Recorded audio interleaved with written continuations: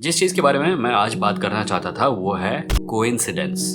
Coincidence यानी संयोग। क्योंकि संयोग वो चौराहा होता है जहाँ पे बहुत सारे आर्ग्यूमेंट्स फॉर सुपरनैचुरल या गॉड या देवी देवता या मैजिक कोइंसाइड करते हैं, क्रिस क्रॉस करते हैं। जैसे कि आप आर्ग्यूमेंट फ्रॉम ऑर्डर ले लीजिए। अगर भगवान नहीं है तो ये यूनिवर्स ऐसा ऑर्डरली कैसे हुआ? ये संयोग तो नहीं हो सकता। अगर भगवान नहीं है तो नारियल के अंदर पानी कैसे आया? ये संयोग तो नहीं हो सकता। अगर भगवान नहीं है तो हम यहाँ पे इस रूप में कैसे जीवित हैं? ये संयोग तो नहीं हो सकता। इस प्रकार की चीज़ें जब कोई कहता है तो घुमा फिरा के 50 प्रकार के तरीकों से वो असल में एक ही चीज़ कह रहा होता है, और वो ये है कोइंसिडेंस कैसे हो सकता है। सो कोइंसिडेंस के बारे में बात करते हैं।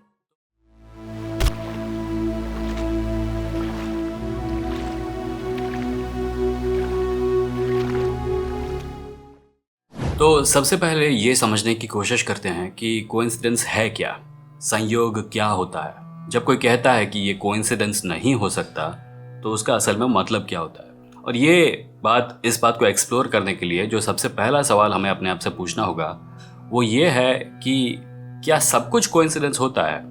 मुझे नहीं लगता कि ऐसा कोई भी व्यक्ति जो कि संयोग को अपने आर्ग्यूमेंट का फाउंडेशन बना रहा है वो ये मानता है कि सब कुछ कोइंसिडेंस होता है। क्योंकि अगर सब कुछ कोइंसिडेंस होता तो कोइंसिडेंस कोई चीज़ है उसको पॉइंट आउट करने की ज़रूरत भी नहीं पड़ती। हम कोइंसिडेंस उन्हीं चीज़ों को कहते हैं जो कि अलग हैं। ये सब नॉर्मल है, पर ये एक चीज़, इसके होने के चांसेस काफ़ी कम थे फिर भी ये हुई, इसीलिए ये कोइंसिडेंस है। तो पहली बात जो याद रखने वाली है वो ये है कि हर चीज़ कोइंसिडेंस नहीं होती। क्योंकि हर चीज़ का कोइंसिडेंस होना मतलब किसी भी चीज़ का कोइंसिडेंस नहीं होना। कोइंसिडेंस कुछ चीज़ें होती हैं और उन कुछ चीज़ों को हम लोग रेयर मानते हैं। क्योंकि अगर हम उनको रेयर नहीं मानते तो भी हम कोइंसिडेंस पॉइंट आउट नहीं करते। क्या फ़ायदा कोइंसिडेंस पॉइंट आउट करने का? ये चीज़ होने के बहुत कम चांस थे पर हो गई, इसीलिए हम उसको एग्जाम्पल बना के अपने आर्ग्यूमेंट का फाउंडेशन बनाते हैं। नाउ ये समझने की ज़रूरत है कि कोइंसिडेंस सब्जेक्टिव होते हैं या ऑब्जेक्टिव होते हैं। अगर किसी कोइंसिडेंस को देखने वाला कोई नहीं है तो क्या वो कोइंसिडेंस है? सोच के देखिए, आप एक भीड़ भाड़ वाली जगह पे जाते हैं और वहाँ पे आपको देखते हैं दो लोग, दोनों ने लाल शर्ट पहनी है। ये एक कोइंसिडेंस है। अगर वो दोनों एक ही बैंड पार्टी में काम नहीं करते और अगर दोनों एक ही घर से नहीं आए हैं, अगर दोनों एक दूसरे को नहीं जानते हैं, अगर दोनों के शर्ट्स का लाल होना किसी भी कारण द्वारा एक्सप्लेन नहीं किया जा सकता तो हम उसे कोइंसिडेंस या फिर संयोग कहेंगे। अगर आपको एक जगह पे दो लोग मिलते हैं जिनके कपड़े वगैरह एक दूसरे से मैच नहीं करते, सपोज आप जाते हैं और आप बालकनी में खड़े होकर नीचे देख रहे हैं एक भीड़ पर, और उस भीड़ में आपको दो लोग मिलते हैं जो एक दुकान के पास खड़े हैं। क्या उन दोनों लोगों का वहाँ खड़ा होना संयोग है? क्या वो एक कोइंसिडेंस है? ये ज़रूरी सवाल है, ये बहुत ज़रूरी सवाल है, क्योंकि इसका जवाब पाए बिना आप इस पूरे वीडियो का थीम समझ नहीं पाएंगे। अगर किसी दुकान पे दो लोग खड़े हैं और उन दो लोगों में आपको कोई सिमिलैरिटी नहीं दिख रही है तो क्या उसका मतलब ये है कि उनका वहाँ होना संयोग नहीं है? हो सकता है ये दो लोग एक दूसरे को ना जानते हो सकता है इस भीड़ में सब लोग मराठी बोलते हों पर वो दो लोग तमिल बोलते हैं। ये बात आपको पता नहीं है क्योंकि आप सिर्फ उनको देख रहे हैं। तो आपके नज़रिए से उन दोनों लोगों का वहाँ खड़ा होना बिल्कुल कोइंसिडेंस नहीं है, क्योंकि आपको पता नहीं है उन दोनों को बाकी लोगों से क्या चीज़ अलग करती है।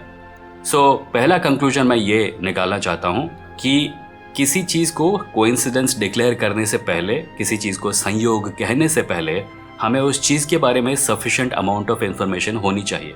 अगर नहीं होगी तो हम उसे संयोग नहीं कह पाएंगे, क्योंकि हमारे पास उसको संयोग या कोइंसिडेंस कहने का कोई कारण नहीं होगा। और अब जबकि ये बात क्लियर हो गई है, मैं आपको पूछना चाहता हूँ कि अपने टेबल पर पड़ी किसी चीज़ को उठाइए, किसी भी चीज़ को। मैं उठाता हूँ इस कैंची को। क्या ये कैंची एक कोइंसिडेंस है? ये कैंची प्लास्टिक से बनी है और मेटल से बनी है, और मेरी नज़र में ये एक आम कैंची है। इसको कोइंसिडेंटल कहना इसका कोई तुक नहीं बनता।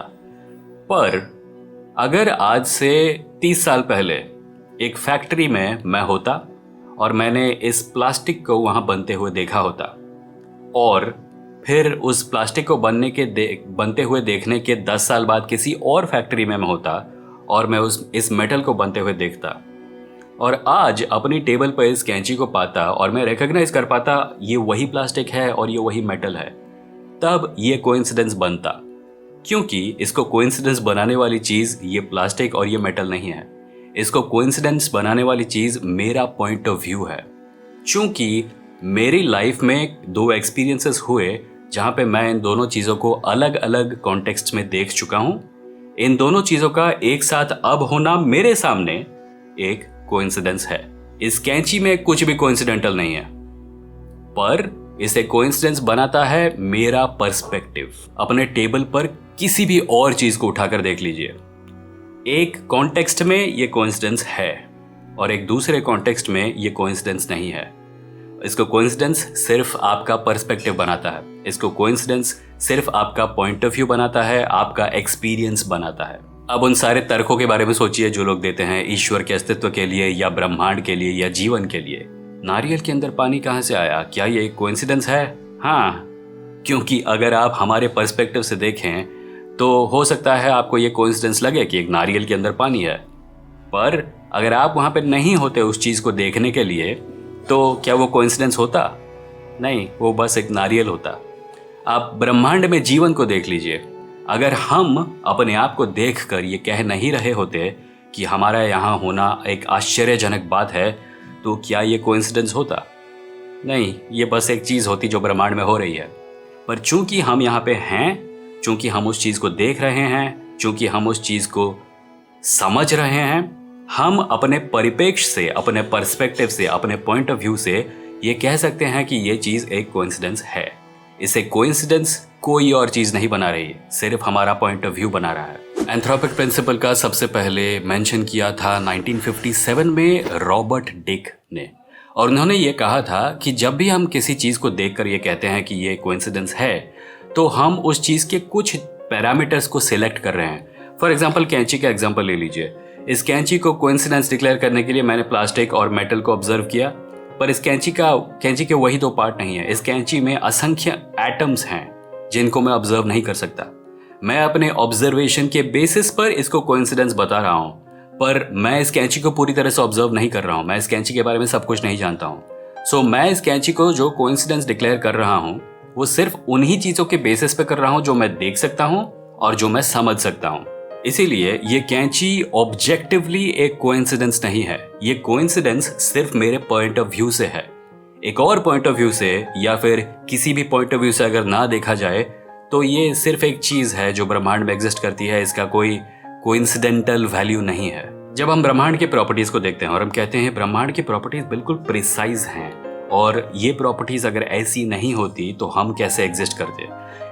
हम जब इन प्रॉपर्टीज़ को देखते हैं तो हमारा पर्सपेक्टिव इन प्रॉपर्टीज़ को कोइंसिडेंस बता रहा होता है। अगर हम नहीं होते तो ये प्रॉपर्टीज़ कोइंसिडेंटल नहीं होती। इस ब्रह्मांड को हमारे लिए फिट बताना, हमारे लिए परफेक्ट बताना असल में एक बहुत ही ह्यूमन चीज़ है। अगर हमारी जगह यहाँ पे कोई और जीव होता जो हमारे जैसा बिल्कुल भी नहीं होता तो वो भी यही कर रहा होता, शायद वो भी ब्रह्मांड को देख के कह रहा होता कि ये ब्रह्मांड मेरे लिए बना है। अगर नहीं होता तो मैं यहाँ पे एग्जैक्टली इस रूप में कैसे एग्जिस्ट कर सकता था। मैंने पहले इस बात का एग्जाम्पल दिया हुआ है। इमेजिन कीजिए गोबर है और गोबर के अंदर कोई कीड़ा रहता है और वो कीड़ा गोबर को देखकर कहता है ये गोबर जरूर किसी ने सोच समझ के मेरे लिए बनाया होगा। अगर ऐसा नहीं होता तो इस गोबर के अंदर मैं परफेक्टली एग्जिस्ट कैसे कर सकता हूँ। उसका कारण ऑफ कोर्स ये है कि वो कीड़ा गोबर के अंदर पैदा हुआ था। वो कीड़ा गोबर के अलावा कहीं और जिंदा नहीं रह सकता। उस कीड़े का गोबर को देखकर क्या इस नतीजे पर पहुंचना सही है कि वो गोबर उसके लिए बनाया गया था? नहीं। और ये बात हम कह सकते हैं क्योंकि हमें पता है गोबर कीड़े के लिए नहीं बनाया गया। हम जानते हैं कि गोबर किसी जंतु का वेस्ट प्रोडक्ट होता है और कीड़े का वहां होना सिर्फ नेचर का एक हिस्सा है, इसमें कोइंसिडेंटल कुछ भी नहीं है। पर उस कीड़े के पॉइंट ऑफ व्यू से उसे लग सकता है कि वो गोबर उसके लिए बनाया गया था। उसी प्रकार इट इज लाइकली कि ये ब्रह्मांड हमारे लिए नहीं बनाया गया था। हो सकता है ये ब्रह्मांड बस है और हम इसके अंदर बस हैं। हमारे यहाँ होने के बारे में हम और जो भी कह रहे हैं वो सब हमारा पर्सपेक्टिव हमें बता रहा है। हमारा यहाँ होना, हमारा यहाँ होने वाला जो फिनोमेनॉन है उसको देखना और ये डिक्लेयर करना कि ये कोइंसिडेंस नहीं हो सकता, ये ज़रूर किसी कारण से हो रहा है, ये ज़रूर किसी ईश्वर ने या किसी इंटेलिजेंट एजेंट ने हमारे लिए बनाया है, ये सिर्फ हमारा पर्सपेक्टिव है। That's it for this video. I hope you liked it. अगर आपको वीडियो अच्छा लगा तो लाइक कीजिए, शेयर कीजिए और चैनल को सब्सक्राइब कीजिए। मैं इस प्रकार के और वीडियोस डालने वाला हूँ। और मुझे कमेंट्स में बताइए आपके व्यूज़ क्या हैं इस बारे में। Please behave. मैं गाली गलौज वाले कमेंट्स को डिलीट कर दूंगा, पर अगर आपके पास कोई अच्छा आर्ग्यूमेंट है तो मैं डेफिनेटली सुनूंगा। और अगर आप इस बारे में मुझसे बात करना चाहते हैं तो आप मेरे लाइव स्ट्रीम पर आ सकते हैं, दूसरा चैनल पर वेमो लाइव पर, जहाँ पर मैं हर शनिवार रात के 8 बजे एक लाइव स्ट्रीम करता हूँ। Thank you.